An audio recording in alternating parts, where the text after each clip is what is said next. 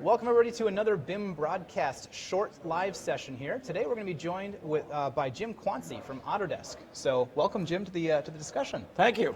Now, Jim, I don't know that a lot of people in my viewership are going to know who you are. So, would you tell me who is Jim Quanci? Sure. I'm a long-time Autodesk employee. Yeah. Like 1989. Nice. Like AutoCAD release 10.386, if anybody remembers those days. Oh, so pre-13. Oh, yeah. Oh, yeah. Way back. Way back. Way back. Nice. And that whole time I've been working with our partners. It initially started with hardware partners back in the day when there were 9 different flavors of AutoCAD on 5 different flavors of Unix and Mac and Windows and so on. But that led to me working with our software partners. So people, when I started at Autodesk, it was Lisp and then ADS and then C++ with Object-ARX. Yep. And it's going on and on and on. So, Yeah. you know, Revit and Venner, Civil 3D. So, Ever-evolving languages and products. yeah, so my team supports, educates, helps software developers who are using Autodesk products as platforms. Yeah. So building add-ons, extensions, more recently web services with Autodesk Forge. Sure. So your title exactly is what? So Senior Director, Software Partner Development. Of the Autodesk Developer Network. So my team supports 2 programs. Okay. One of the programs is the Autodesk Developer Network. Perfect, okay. And we have 4,300 ADN members. Yep. And Yep. most of the viewers probably are using some add-on app from some partner. Almost guaranteed. Yeah. Yep. Heck, the Express tools from AutoCAD that's now built in was from a partner back in the day. Was it not? There's chunks of AutoCAD that have been from partners. Yeah, right? Over time. Right. Yeah. Sure. So ADN, the Autodesk Developer Network, is a program. In a way, we support people doing desktop API use, desktop plugins. Right. Then there's Autodesk Forge, which is a separate program. Sure. Where we support people who are working with the web. Yeah. And working with the web is kind of a different animal. Oh, web yeah. services is a bit of a different animal. It's very much a specialty. Yeah. So I have a team of about 40 people. 25 of which are engineers who help partners be successful using our APIs, application programming interfaces. Then we've got a few program people who help like ADN members when they have licensing problems. Right. And then I've got a few business development people who help people sort out where am I going with my business. Right. Yeah. Yep. So perfect. Now, the conference that we're at right now is Midwest University. And it's a regional conference similar to Autodesk University, similar to the Built conference set, the RTC events series. And our theme this year is Forge Ahead. Isn't that funny? Isn't it though? Isn't that odd that it would kind of be the same? You're Forge and we're Forge Ahead. And I'm loving it. Obviously that was very intentional, right? It was very intentional that we used Forge Ahead in our name and our theme this year, because we see that Forge is definitely the future of a lot of development. I mean, Autodesk themselves is very clear, at least from our point of view, that they're going web, they're going services, they're going cloud. The thing about to some degree. Yeah. Well, no, we're all in. Right. And people do need to recognize I think this is a 10-year voyage. Sure. We're on the way. Right. You may have people here who are using BIM 360 or Fusion 360 or A360 or so that's us kind of warming up. Yeah. I think over the next 2 or 3 years, everybody's going to be using some cloud, at least for file sharing, collaboration. That's just going to be expected. Right. Why would you do anything else? Well, I mean, we saw this way even earlier than the 360 stuff with cloud renderings. That was, I guess it wasn't pre-360, but that was like the first, one of the first things that we saw in like Revit and AutoCAD architecture, like submit to cloud for cloud rendering. That was early. Yeah. The thing that is going to happen, and you can see the inkling of it with AutoCAD Mobile. Yeah. There's going to be design on the cloud too. Oh, sure. It's going to happen. Now that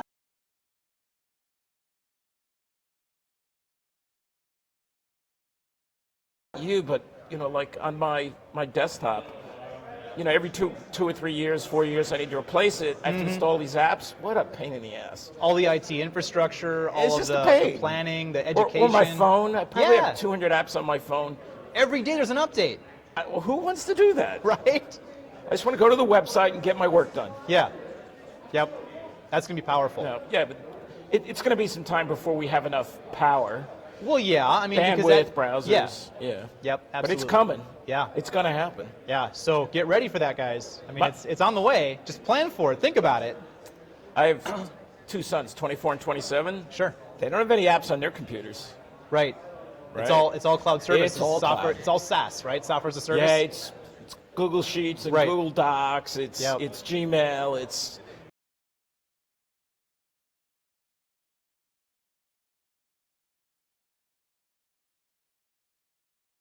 Man. Yeah. Old Yeah. stuff. Old school. or, Right on. or when they do have to install something like, oh my God, this installing an app is always a crapshoot. Yeah. What's going to happen? Is it going to crash my phone? Is there going to be conflicts? And Yeah. how many updates do I have to go through? Yeah. All that. Yeah. So it's coming. Yeah, it's coming. It's on the way. I mean, it's the easier way for sure. So, what should the viewing audience understand about Forge today, besides the BIM 360 stuff that everybody's been aware of? So What about today? Keep in mind, Forge are the tools Autodesk uses to build our software as a service offerings. Right, it's a in 360 platform Fusion. upon which It's things a are built. platform. Yeah. People who use Forge are software developers. Right. Or as I was in a class earlier today telling people, you need a full stack web developer. That's the person who uses Forge. Right. Now, for most of the end users, I think it's important that they recognize that you can use Forge to connect various tools. Right. I mean, all kind, and enterprise tools, cost estimating tools, project management tools, your CAD tools. So it makes it quite easy using relatively simple web technology to tie these pieces together. Right. Again, this is a platform. It's not a software itself. That's right. It's an enabler to do all kinds of things like, I guess this is a really archaic example, but like Windows is a platform upon which stuff is developed. Absolutely. So Forge is like that, but for the cloud. Yeah, and where Forge is different than is different is that Forge knows design and engineering data. Right. So, you know, whether it's AutoCAD data or Revit data or Civil 3D data Inventor data. Inventor data Right. or SolidWorks data Sure. or IFC data or it understands all that. I mean, it's taking the I portion of BIM, building information modeling, and building anything. Like this could be manufacturing information. It could be any information, and it helps you chew it up and do stuff with it. It allows you to link the I, the Yeah. information in your BIM model with other information. You just hurt me, Jim. Yeah. You said BIM model. Oh, you're right. I'm sorry. You're BIM. Okay. Actually, I heard it said on stage today too, and I was You like, gotta- oh, he that said hurt. BIM model. Oh, Ouch. That hurt. Yeah. Yeah. But you know, being able to connect data Yeah. creates insights, visibility, reduces mistakes, reduces cost overruns, schedule overruns. Yep. Allows you to design a better performing product. Right. You know, whether it's a building or a machine or whatever. Right. Because today, too much happens at an isolated desktop. Right. It's that- happening here, and it's happening here, but it's not happening between us. It's just siloed. It's a lot of Absolutely. siloed It's information. It's absolutely. And Forge Yeah. is there to break down the silos. Excellent. That's awesome. I mean, it's going to kind of force data sharing to some degree, which is good. It doesn't force, but it really encourages and enables. I mean, this is oversimplified, but again, you can think about Facebook. Right. And you can find out what a network of your friends are doing, and crazy stuff like, are they committed to someone or not? Right. And the younger generation is much more open about that kind of sharing. Yeah, they are. And so things happen fast. Like the whole Sure. community knows things fast. Right. Rather than you find out 6 months later. Now, what is the danger with this? Like with the case of Facebook, there's a lot of misinformation that you get fast. Now, in the case of Forge, obviously we're going to try to minimize and mitigate misinformation, I would hope. Using standard web technology, you decide, who gets access to what data, who Sure. gets to view what data, who gets to edit what data. Yep. So you have complete control, and using, name, password, or hey, at Autodesk, we're changing this week to two-factor authentication. Oh, wow. Inside the company. Nice. Yeah. Nice. You guys have those little like dongles, or is it like using a phone app, or Yeah, what it's are you mostly using? phone. Phone apps, yeah. Yeah. Cool. Yeah. I was actually used to that ages ago in the world of gaming, and some of the games that I used to play required or strongly encouraged two-factor authentication. because People of love the security. hack gamers. Well, yeah, they do. There's big money in that. My goodness. Absolutely. And it's easy because most of them aren't all that savvy. They just want to play. They don't want to worry about the technical side. So what about on the Forge side? Is Autodesk going to be planning on rolling out that two-factor authentication to end users at some point, or at least making it optional? Again, Forge is a component. Yeah. It doesn't do that part. Sure. That authentication part, that's standard web technologies. For sure. I mean, that's... So it's up to the individual developer of tools on top of Forge to implement that. To get some geeky, degree. there's something called OAuth 2. Yep. That is the authentication standard for the web that most of the web uses. And it's up to the developer developing the website or who developing the integration to share the data to decide, is this one or two factor authentication? Yeah. Right. This gets complicated. Oh, sure it does, of course, which is why you need to have that dedicated resource, that web developer who interfaces with Forge. It's, absolutely do. It's not an end user facing thing, the final tool would be, but the development of it isn't really end user facing. Yep. So, fantastic. So what are you seeing people do now, developers doing now? Obviously I don't want you to share other people's secrets, but I'm sure you're seeing things that are now more or less public. What are you seeing being done on the Forge platform by non-Autodesk development? Like outside partners, like what CTC might be doing? Sure. So one common one is people are sharing information on the web, sometimes for sales purposes. Okay. I mean, literally, you put BIM on a web page to show off what you're capable of. Sure. To find new business. Okay. A sales tool. So it's like the client would come browse and see something flashy that's driven by Forge, by the Forge platform. Customer doesn't know anything. The customer goes to a design firm's website and sees all these cool BIM examples. Right. That they can navigate 2D, 3D. Sure. And putting that information up on a web page on an extranet where you may want to share it with a potential customer. Right. Or on an intranet where you're sharing it with other people in the company. Sure. Who don't have a desktop CAD app. Yeah. Right. So that's happening. Nor should they. In some cases. No, true. You don't want Right? to. You don't want to pass around Revit files or AutoCAD files or Inventor files. I mean, Right. we've all been through Rev Control hell. Oh yeah. And that's the beauty. People can see, they can inspect, Yep. they can note, they can redline, but you don't have to hand them files. Right. And you can decide how much they get to see. Right. And this is like over Bluebeam. This is over like the old DWF platform with the DWF markup stuff. It can all happen without apps. Yes, it's just a web Live page. on a web page. Yeah. I mean, that's amazing. And that's happening a lot. I could do web editing or that type of editing on a phone, on an iPad. Yes. I mean, that's fantastic, right? Like that's going to really enable people who aren't tech savvy, who can just browse a web page, hopefully they can at least access the internet, to be able to participate again in this process in a really meaningful way. Yeah. I mean, that's and I could imagine, I'm going through this today, I'm building a guest house in the backyard. Sure. And my wife wants to be involved. Okay. Well, I'm using Revit. Right. But she I'm certain doesn't understand, the computer screen spatial relationship, and so, at least on a 2D aspect. I just give her a URL and she goes and sees the model. Nice. 2D, 3D. Hey Jim, no change big this. deal. I don't like this. Yeah. Yeah. Awesome. Give me flack. Right. Well, yeah. You did this horribly. You did this great. Yeah. And that's awesome. It used to be hard. Now it's not a hard thing to do. Yeah, because you just be printing off a bunch of pieces of paper. Well, Or take a like picture. I'm doing with my wife. Do I have access to a large plotter? No. So I'm going to I'm going to show her a floor plan on an 8.5 by 11 piece of paper where she can't really tell anything. Yep. Ain't Exactly. going to work. Yeah. Yeah. Yep. Yeah. Though even my wife's got two big 30-inch screens on her desk. Nice. Nice. If you're watching this, honey, you're not getting two big 32-inch screens. It's all good. So what else are you seeing being done? So that's great on the marketing side, but what about, say, from the design side, like while designing? Anything there? There's a few examples of integrating with cost estimating systems, Sure. integrating with P6 for scheduling. Again, to create that transparency, so you can send people to a web page, and you get people, unlike on the purchasing side or the scheduling side, seeing what's happening on the design side in real time. Right. And we've all been through this where, somewhere along in a project you realize a mistake was made 2, 3, 4 months before, and you were sitting there going, "Oh, I wish I knew this 3 or 4 months before." because to fix it is going to take money or time. Right, because now we're committed to this.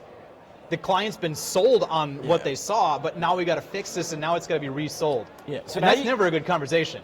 Yeah, so now you can get all the stakeholders who can see what's happening every day. Right. And you know, a designer, an engineer, an architect, if someone comes to them, you know, a few hours or the next day after they did some design work, they generally love to talk to you about it. Right. Because it's like you have some input, you know, help me learn better, you know, what's important to you and how I can do a better design. Yep. If you come to them 2 or 3 months later, they are not happy. Right.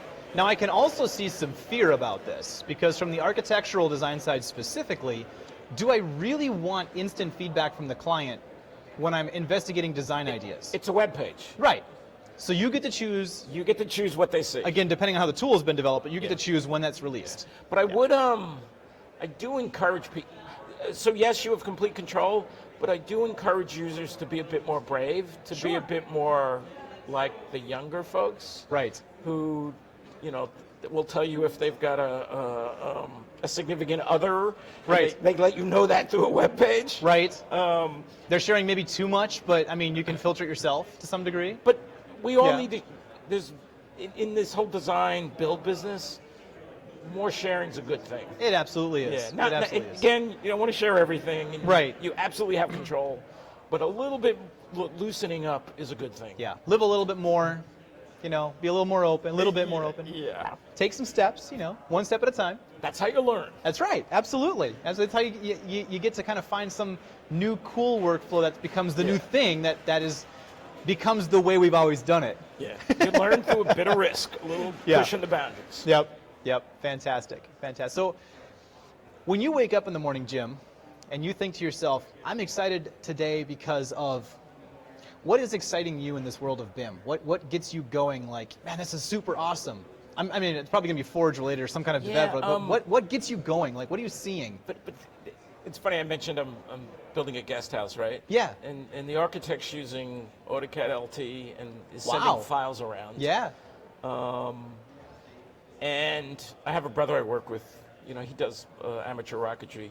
He's doing drawings of his rocket parts and sending them to me. Sure. And then I'm taking Fusion out and designing them and 3D printing them. Nice. So I'm like, both the architect and my brother, who's does wood mill engineering stuff.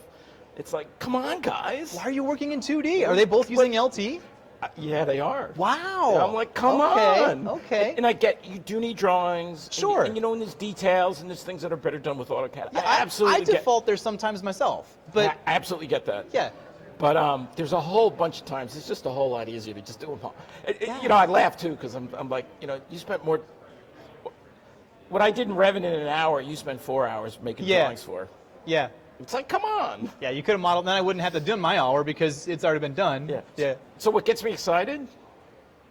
You know, 5-10 years from now, we'll all be there. Right. You'll see people. We will all be there. All being enabled to do. And you know, another hurdle for those individuals possibly could be they don't have the Revits or the Inventors or the Fusions because maybe it's cost prohibitive right now for them. Yeah, but again, we'll go back to that cloud thing. Right. You know, cloud-wise, it's a different game. Yeah, you get the opportunity to scale things down. Right. Yeah. And you know, it's funny, you know, a funny statistic. You know, since we've been offering our products through subscription, today, like 30% of the people who buy subscriptions were not Autodesk customers before. Right. If you went back before subscription, it was 7 or 8%.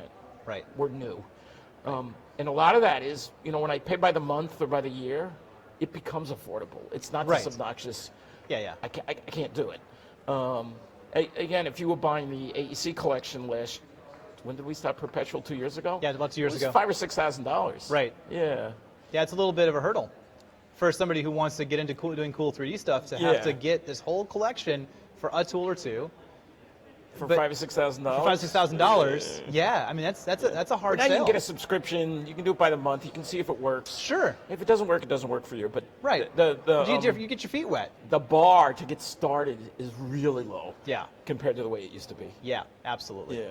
So that's exciting to me, at least, is that people are able to, it's more accessible now, but as it goes to the web, it's going to become even more accessible. Absolutely. I mean, you don't have to even install it anymore. It's not like, I want to use this tool, but I don't have the hardware to drive it. If you're on the website, as long as you have an internet connection, yeah, no big deal. Easy. That's cool. Yeah. It's very cool. That's and it's going to happen. Yeah. The only thing, this is going to sound strange. I mentioned I've been at Autodesk since 1989. Right. The end result of this, I think I'm going to be retired. I'm going to miss it. Dang it. Because I think it's going to be. You might just have to hang on a little longer. It's a 5 to 10 year. I mean, to really. Yeah. It's all modeling. It's primarily browser. That's a 5 to 10 year experience. Sure. Sure. Yeah, we'll see if I retire by then. We'll see. Time will tell. I'll miss it. I know some people who don't retire not because they can't, but because they don't want to. They want to keep participating. Yeah. We'll see. Yeah. We'll see. I'll always be playing. Yeah, of course. I'm a mechanical engineer by training. Nice. So I'm always tinkering, building, making. Yeah, I like it. All right, Jim, we've come to the point in the show where I'm going to ask that question I told you I was going to ask you earlier. You have about 60 seconds, soapbox, talk about whatever topic is on your mind. You name it, man. We're going to, whatever the topic is. That's a dangerous thing to say these days. It really is because there's like with politics. Yeah. Oh my God. Yeah. I'm trusting. So I'm going to avoid politics. You can do that. I actually had my last guest say the same thing. You can avoid that if you want to. And maybe this is a little corny, but maybe it's apropos for Midwest University. Okay. I think everybody has to sit back and go, what am I doing to learn more? Right. And I do this when I hire people. I want aggressive learners. I want people who enjoy it.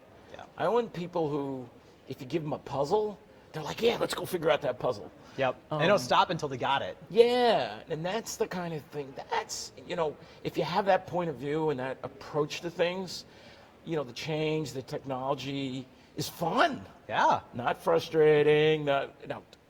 It's a puzzle. It's a new challenge. Let's be clear. Is it frustrating at times like any good puzzle? Oh, absolutely. Of course. You're going to bang your head against the wall and get upset, but, power through it. But when you nail it, yeah. It's like, super cool. It's cool. Right. Absolutely. Yeah. So I can't, you got to have that point of view. Now, how hard is it to find those people these days? Are you finding that you're finding more puzzle You got to work solvers? on it. Yeah? Or are you finding more people who are like, I want a task and I want to do it? Like, what are you seeing? Well, again, like this morning with AI and who's going to get replaced by a robot. Yeah. If it's not this learning experience and you're trying to do something that's not been done or is rarely done, right, you're good. Right. But if what you do is a repetitive, same old thing, this is not a good thing. Yeah. Yeah. I like one of our other speakers who was up on stage had said something like they were talking to their users, and when they would say things like, this is the way we've done it in AutoCAD for a long time, and he said something along the lines of, maybe you could find another company who does AutoCAD or something like that, right? Like, yeah. There's other companies who do this. They might want to hire you. That's right. Right? That's so, right. If you want to stay where you are, sometimes you have to push a little bit. Yeah, so I think you can find those people. But, it's funny. You have to ask those questions. Do you like to do puzzles? Right. You can't ask them, do you embrace technology? Do you problem solve on your own? Yeah, exactly. Yeah. Exactly. And you got to ask them, so tell me about some things you've done that were, that pain of learning. Yeah. And if you ask those questions, those people are absolutely there. Right. I've got a number of them working for me. But it took me a long time to kind of figure out, you got to ask those questions to find out if you've got an aggressive learner. Right. Right. Absolutely. Yeah. Jim, I really thank you for your time today. Okay. I appreciate you coming on the BIM broadcast.